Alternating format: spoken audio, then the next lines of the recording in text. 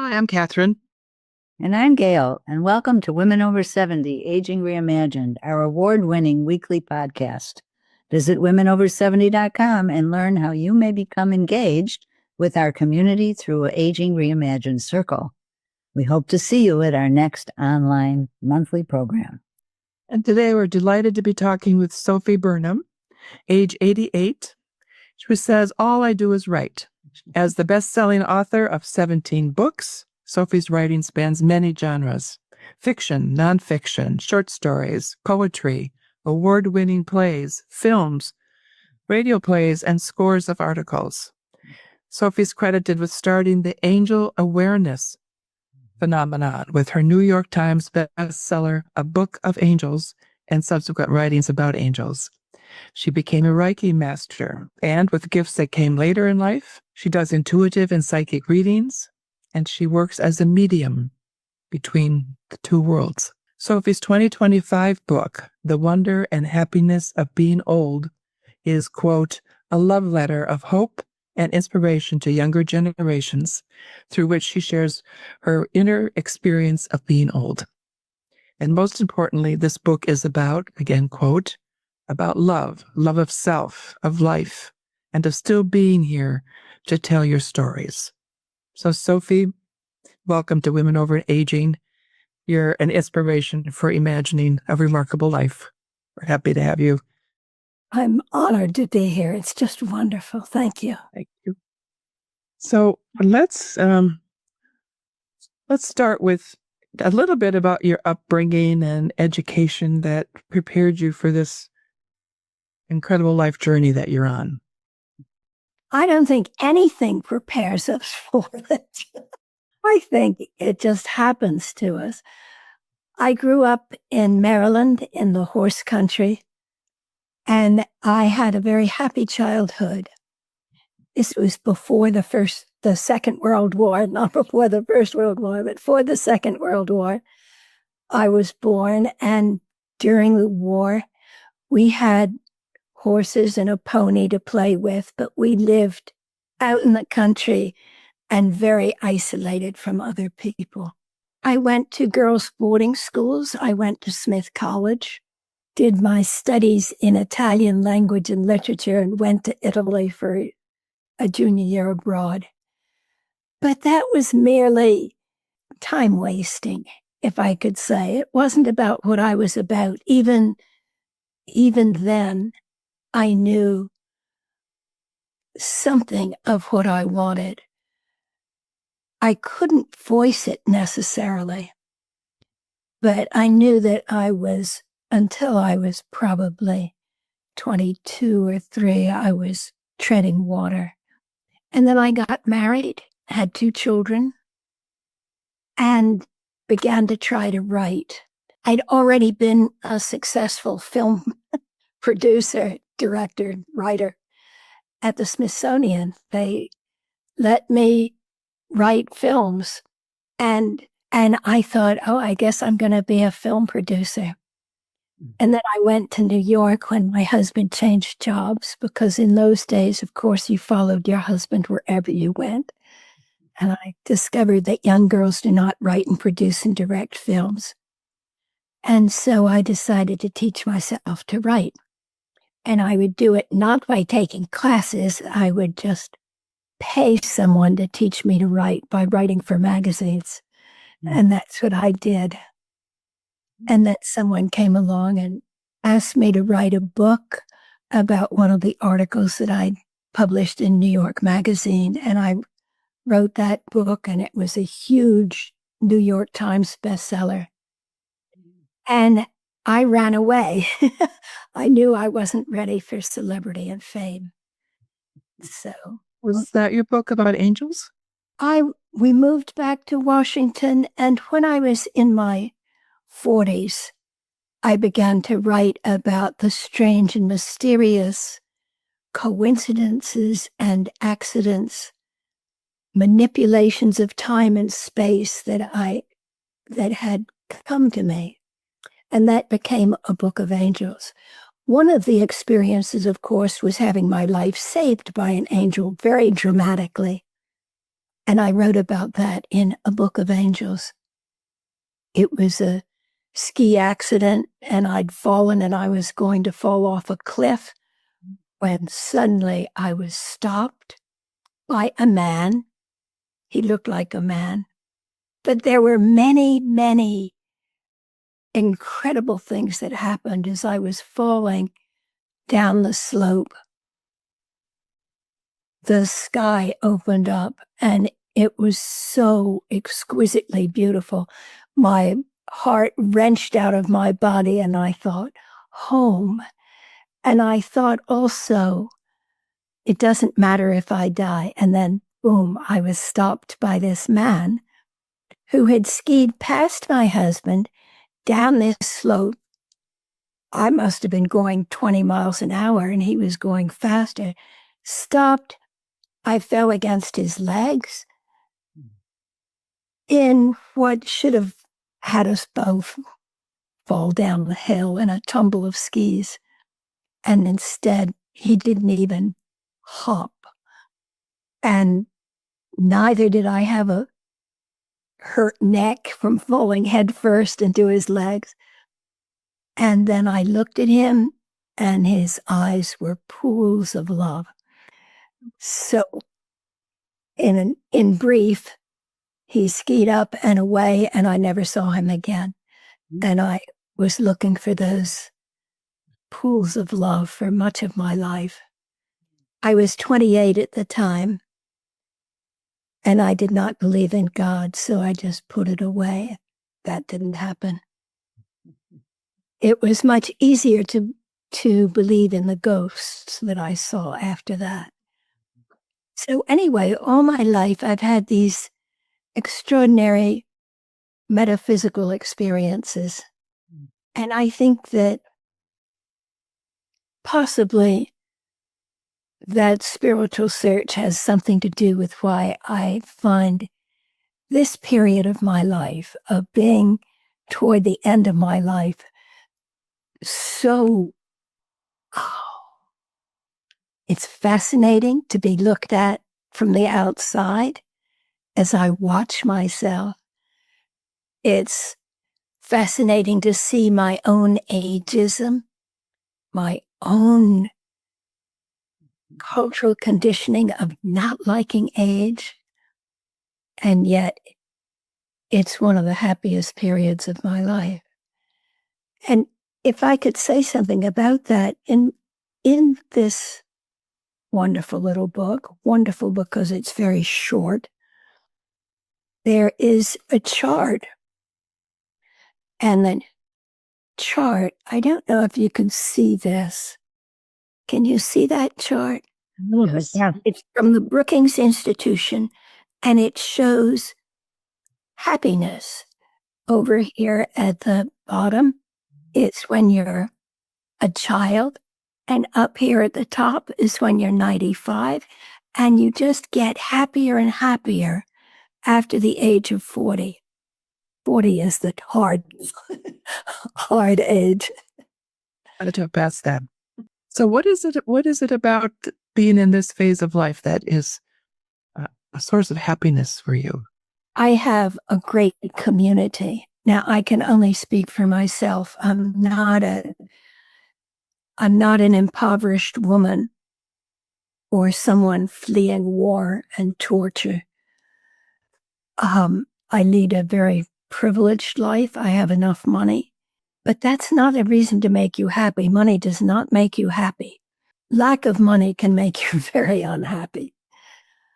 So I'm aware of that. I'm aware of so much, Catherine, that I wasn't aware of when I was young. One thing is, I have the privilege of the shadow of death at my shoulder. And everything, therefore, is more precious because I know it's temporary. And that's all that life is. It's all impermanent, including me. And once you accept that, and accept that the losses that come with aging also have great benefits, there's always something in their place. And at that point, the whole world opens up. Can you give an example from your own life of losses that have become benefits, have turned into benefits? Well, an obvious one is divorcing my husband. I was a long I'll relate to that one. But yes, eyes and ears go, your sense of smell goes, and those are serious losses. I think the eyes are easy. Glasses and surgery can solve most of the problems with eyes. Hearing is quite a significant loss, and loss of energy. But on the other hand, I have time to look, and I'm looking at the world in ways that I've never noticed before. I've not been aware enough, rushing through my life and trying to accomplish things. Stopping and looking is one of the great things that I have discovered. Look at that leaf. It might be the only leaf I'll see. I might die in a minute.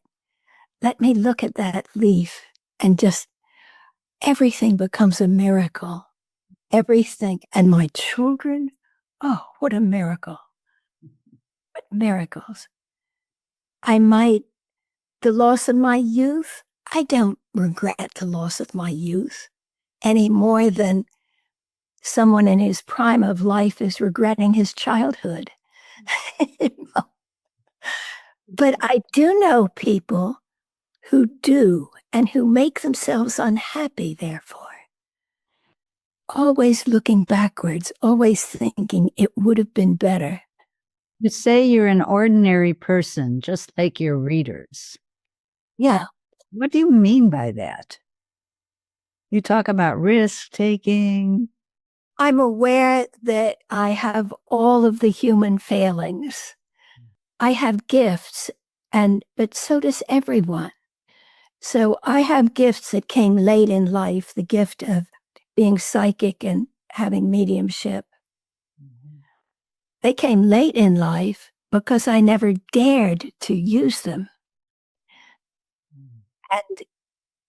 And at the same time, I don't know how I'm doing it. I don't know how I do most of the stuff I do. Do you have clients? How do you use your psychic gifts and your... Oh, I do. I have clients from all over the world, and I can't keep up with them because I can't do more than a few sessions a day. Each session is an hour long, and it covers what the person is doing in their life journey and what they have to look forward to. Work, responsibilities, children, love affairs. It covers all sorts of things. How I know these things, I cannot tell you. In that way, I do believe that we're all psychic. We just don't get the chance to test it out and become confident. Everybody has hunches. Everybody says, I knew I shouldn't have gone down that path and I didn't listen. Your ability, your gift seems to be to be psychic about another person, that you are able to almost read another person. Yes. Yeah. That's one of my gifts. The other one is to write. I was a writer when I was a child, and I'm happiest. I'm more completed myself when I'm in the middle of a project. I just love expressing myself in writing. More than in words, because I can always rewrite and say it better.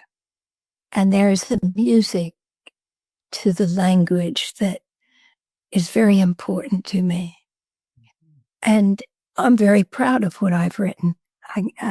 I look back and I think, wow, that's great. How did I know that? But I think it's all part of this being spoken through. I don't know that it's me that is writing. Isn't that a curious thing to tell you? It's Weird thing. What so your new book, The Wonder and Happiness of Being Old, what else can you tell us about that? I will tell you that it began with a question. I was in Paris having an espresso at a sidewalk cafe with my young cousin, and she said to me suddenly, "I'm 59. What's it like in a few months I'll be 60. What's it like to be?" And then she choked on the word old. And I said to her, "Oh, Eleanor, you won't even notice your 60s."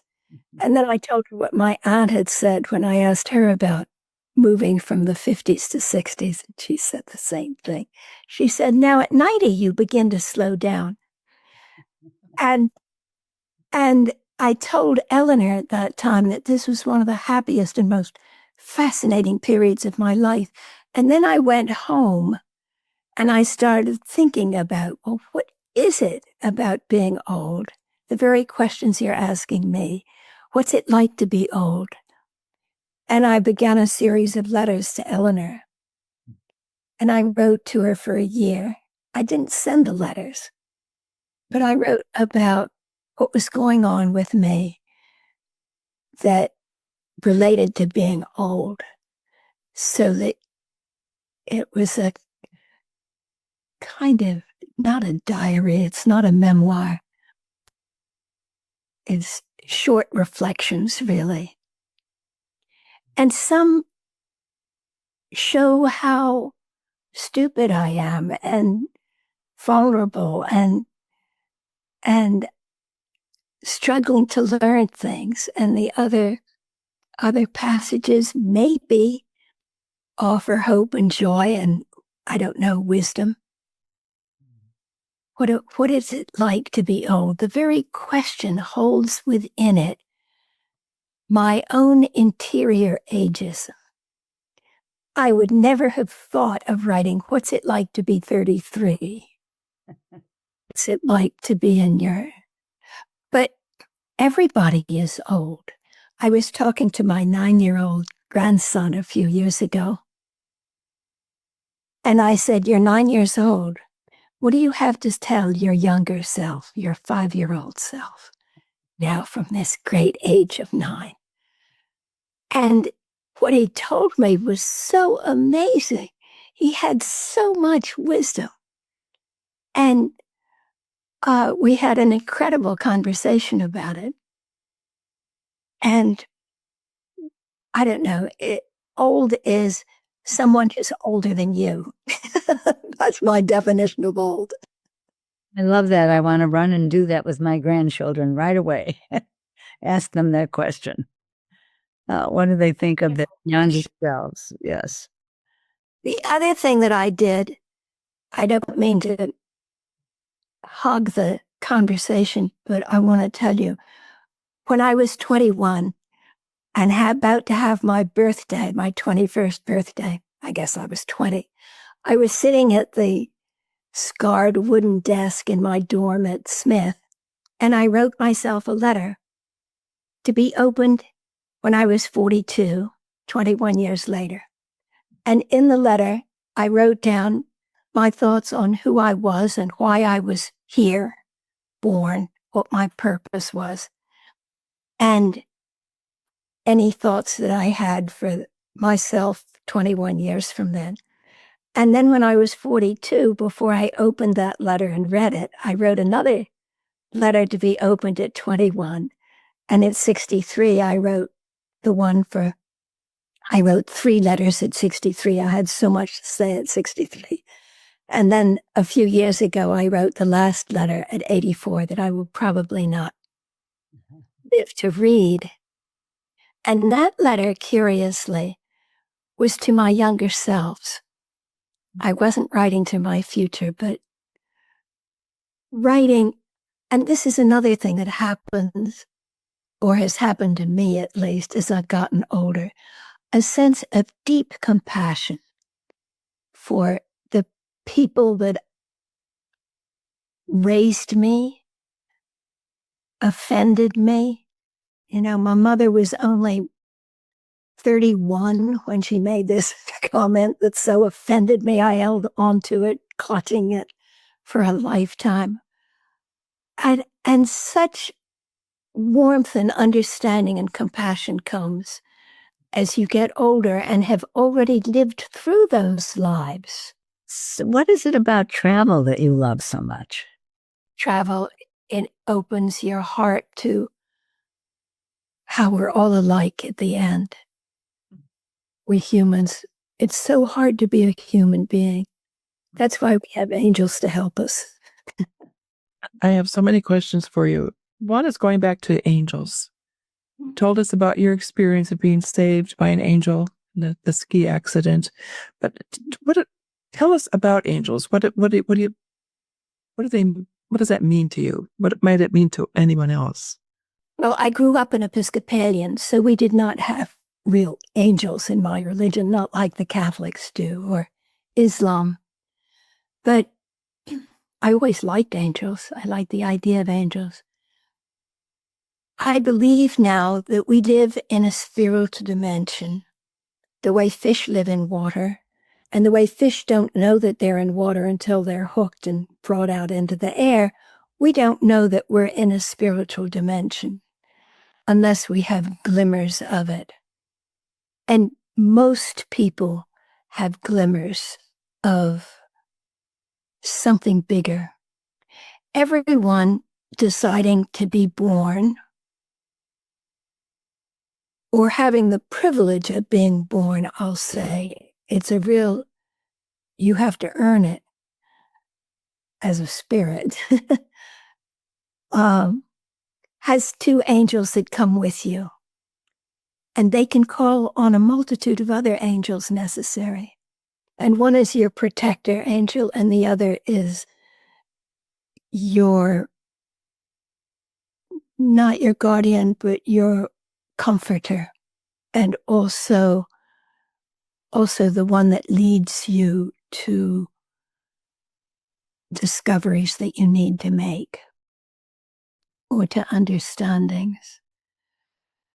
So there are best friends and helpers, and they're with us all our lives, and in fact will help us leave the body when it's our time to shed the physical form and go back into spirit.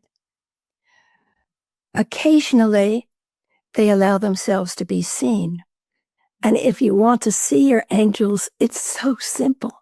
You ask for it, Catherine. You say, show me. You challenge God. Challenge your angels.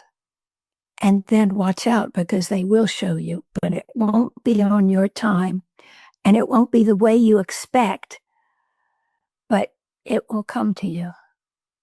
One friend of mine in Kansas, I had told this too, and she said, okay, I'm going to try this. And she sat and meditated, cross-legged, with her hands on her elbows, on her knees, and nothing happened. So finally she thought, well, I'll take the dogs for a walk. They're down in this woods behind her house, and then she sees all of a sudden her husband's uncle, who hits on her every time, and she's alone in the woods, and she does not want to meet him. But to her surprise, he turns off on another path and goes away. And later, there's a big family birthday party. He comes up to her at the party and says, who was that gigantic man that you were walking with today? She said, who? He said he must have been 6.5, 7 feet tall, walking beside you. And she thought, oh, my angel. She couldn't see him, but he could. A book of angels is filled with stories. It's just, I'm a storyteller, really. And so it's full of stories, and it's full of questions. Why do angels come one time and not another? Why do they come to children more than adults, to women more than men? Do they come to women more than men? Or is it just that men can't see them? I have many more questions than I have answers to.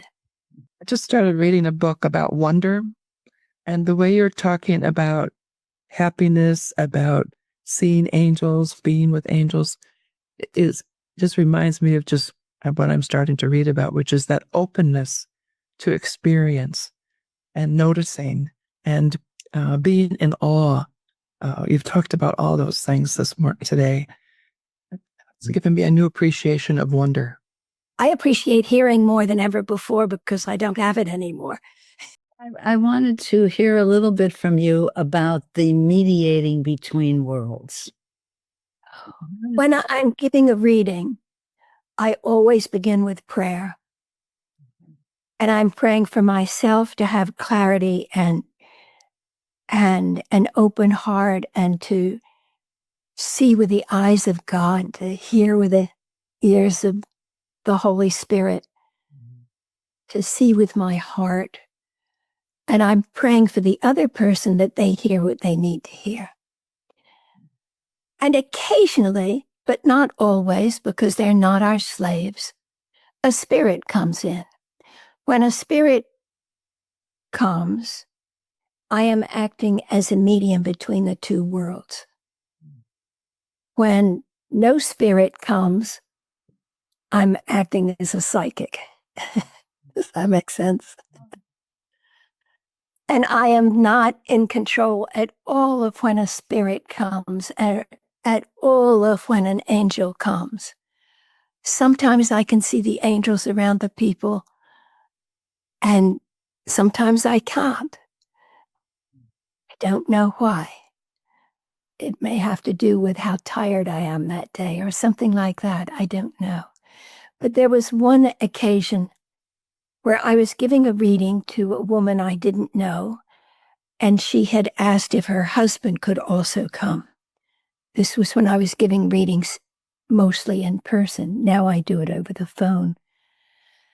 And she came and sat down and hardly had sat down when I had this huge headache. I was just nauseous. I thought I will not be able to give this reading. And then, just then, a spirit appeared right at my shoulder. And I said, wait a minute, to the spirit, I'll come to you in a minute, and finished what I was saying. And then I said, and by the way, you have a spirit here. And she's saying, Mother, you're her mother. She said, I don't have any children. I said, well, I can't be responsible for that. She says, you're your mother. And she said, what's she dressed in? I said, she's wearing a brown jumpsuit, not very handsome, when boots. And oh, she also has a little baby next to her about knee high. And she said, let me get my husband. And yes comes from this spirit. And the husband comes in. This spirit was his daughter, and she threw herself in her arms, put her arms around his neck. All three of us were in tears. And it turned out that she had died of a lightning struck. When she was in the army, she was moving from one barracks to another when lightning struck and hit her. And she was pregnant at the time. So the baby was born on the other side. Isn't that interesting? Or else the baby was there as a test of who she was. After a while, she had to go. They can't stay for very long. Just very briefly. But if the relationship has been good and there's nothing to clear up, they don't need to come. If you've done all the work during your lifetime, and we hope you have, then you don't need to see your mother. She's with you all the time anyway. You don't need to see your husband or your brother. I think Gail and I are both getting a little teary-eyed here. Oh, my goodness. Oh, this is lovely. This is lovely. Unfortunately, we need to close soon, but I want to thank you for reaching to the younger generation and helping them to see, the miracle of being old. And I think it's so important that we bridge those worlds also, the young and the old? I think it is tremendously important. Everyone is so afraid of being old. If you can live long enough, this is such a privilege. There's a reason for being old, and you don't want to miss it. Sophy, thank you so much. This has just been, I don't even know. I'm awestruck. Thank you. Oh, thank you. And anything that you can do to help me get my hands into the right people, I'm most grateful for. It is Certainly will. now in 5 countries and will be translated into Japanese and Brazilian and Spanish. Wow. And it's in the 2 English-speaking countries. So I'm very, very happy about it. That's wonderful. Thank you again so much. And thank you for your work, Catherine and Gail. Yes. Privileged to be here. So happy to have you. And listeners, we hope you'll look at Women Over 70, Aging Reimagined, womenover70.com, and visit our Aging Reimagined circle. We'd love to have you when we do programs monthly. Thank you.